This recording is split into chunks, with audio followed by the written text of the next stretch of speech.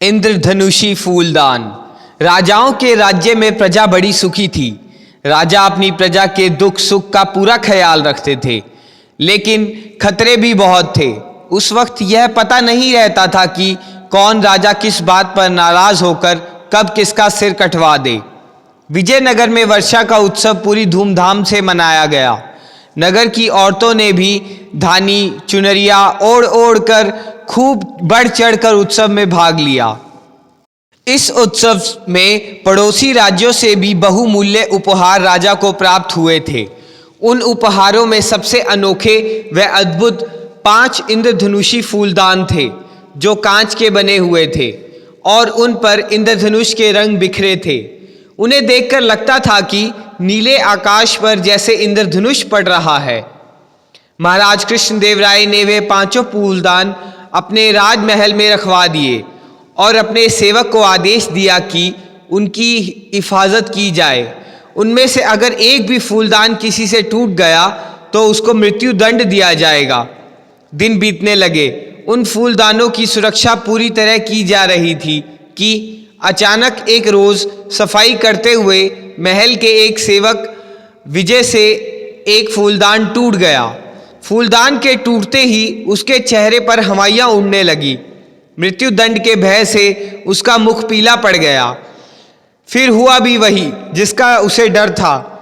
राजा को जब फूलदान के टूट जाने की सूचना मिली तो एकाएक आग बबूला हो गए। उन्होंने तुरंत उस सेवक को प्राण दंड देने की सजा सुनाते हुए कहा, आज से 5वें दिन उस सेवक को फांसी पर लटका दिया जाए।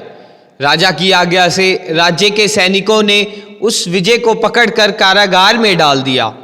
तब विजय ने महाराज से विनती की कि मैंने 20 वर्ष तक इस राजमहल की अपनी पूरी निष्ठा व लगन से सेवा की है। मेरी उसी सेवा को ध्यान में रखते हुए मुझे फांसी लगने से पहले एक बार तेनालीराम से मिलने की इजाज़त दे दी जाए। राजा ने उस सेवक की विनती स्वीकार कर ली।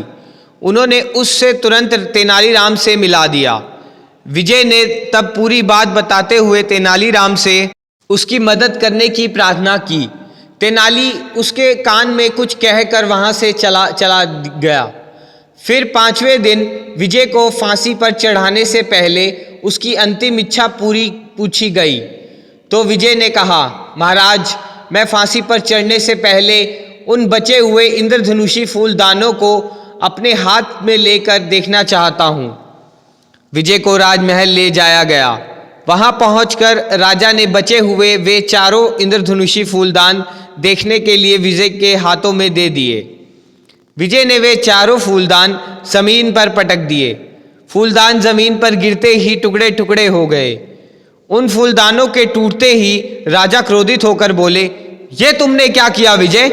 इनकी कीमत फूलदानों को तोड़कर तुम्हें क्या मिला? क्षमा करें महाराज, विजय ने बड़े शांत भाव से उत्तर दिया और कहा, महाराज, मैंने इन फूलदानों को तोड़कर 4 बेगुनाह लोगों को फांसी पर चढ़ने से बचा लिया, जिन्हें एक ना एक दिन इन फूलदानों के टूटने पर मेरी तरह फांसी पर चढ़ना पड़ता। ये फूलदान किसी की जान से ज्यादा कीमती नहीं है। विजय की बात सुन राजा को एक झटका सा लगा। उन्होंने तुरंत फांसी का आदेश वापस लेते हुए विजय से पूछा, अब तुम सच सच बताओ कि तुम्हें ऐसा करने की सलाह किसने दी? विजय राजा के इस प्रश्न पर खामोश बना टकटकी लगाए तेनालीराम की ओर देखने लगा। राजा कृष्णदेव राय तुरंत समझ गए। उन्होंने तुरंत गंभीर होकर कहा, आज तुमने फिर एक बेगुनाह की जान जाने से बचा ली तेनालीराम। इसके साथ ही मुझे विवेक से काम लेने की नेक सलाह भी दे दी। तुम धन्य हो। महाराज, मैं तो एक तुच्छ प्राणी हूँ। करने और कराने वाला तो वह ऊपर बैठा है, जिसके हाथ में हम सब कठपुतलियों की डोरी हैं। वह जिधर नचाएगा हमको नाचना तो पड़ेगा ही। इसके सिवा हमारे पास और चारा भी क्या है? तेनालीराम ने हाथ जोड़कर कहा।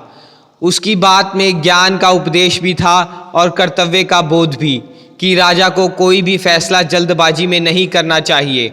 उसे तो बड़े सोच विचार कर अपने फैसले सुनाने चाहिए, क्योंकि उसके मुख से निकला हुआ शब्द पत्थर की लकीर होता है।